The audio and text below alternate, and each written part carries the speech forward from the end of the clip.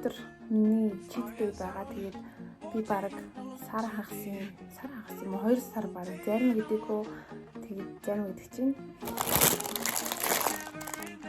жоохон өөр энэ зургнаас гэхгүй.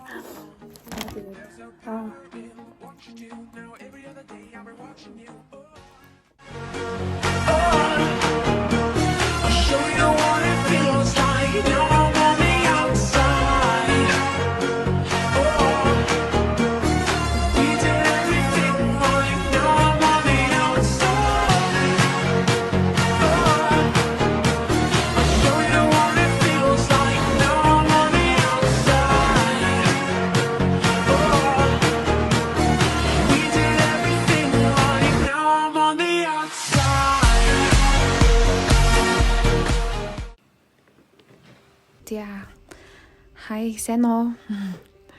Тэгэхээр одоо маш олон хугацааны дараа бичлэгийг үргэлжлүүлж хийхээр болж байна.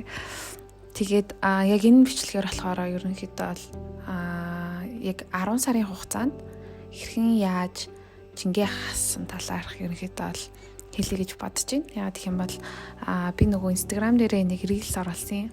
75 кг-аас 56 гэсэн. Тэгээд тэрийг хараад ерөнхийдөө хүмүүс надаас юу асуусан, яаж яасан бэ? Ямар хугацаанд ямар шоу байдлаар ингэж дасгалаа хийсэн бэ гэд.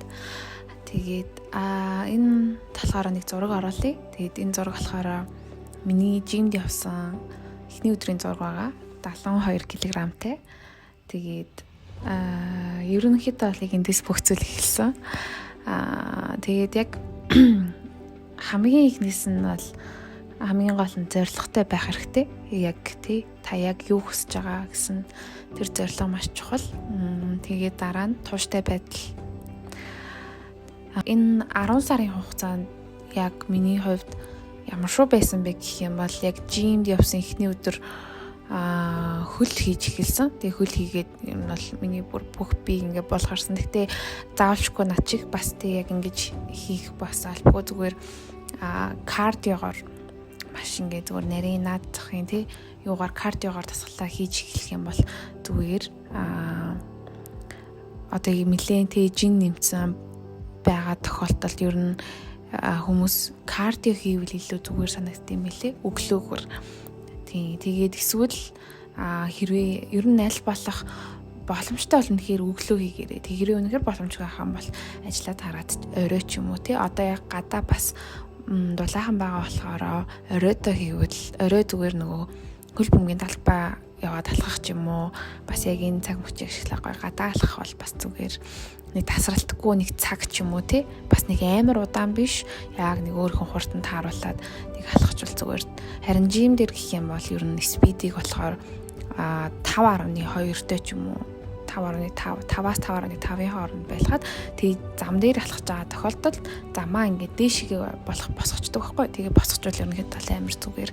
Тэгээд кардиосныхаа араас хэрхэн дасгал хийх ч юм уу аль болох өөртөө хийж болох тэгээ гайгүй дасгалуудыг яг бие чинь аль хэсэг чинь илүү тархалтай тэрийг харж байгаа. Гэтэ кардио бол яг нөгөө бүтэн биеэр ерөнхийдөө бол жигэд ерөнхийдөө бол ордог, тураадаг гэх юм уу. Тиймэрхүү.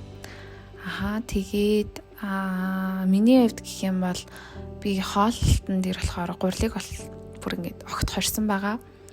Тэгээд хоолтон дээр гурилыг огт хаяад тэгээд би өөртөө 7 хоногт нэг удаа тэмчийдтэй өөртөө өгсөн. Тэгээд өгчхөр амар санагдсан. Яагаад гэх юм бол амар шууд өөрийгөө стресстүүлээд урт хугацаанд тэгээд ингээд юу ачаар амар хэцүү байдаг.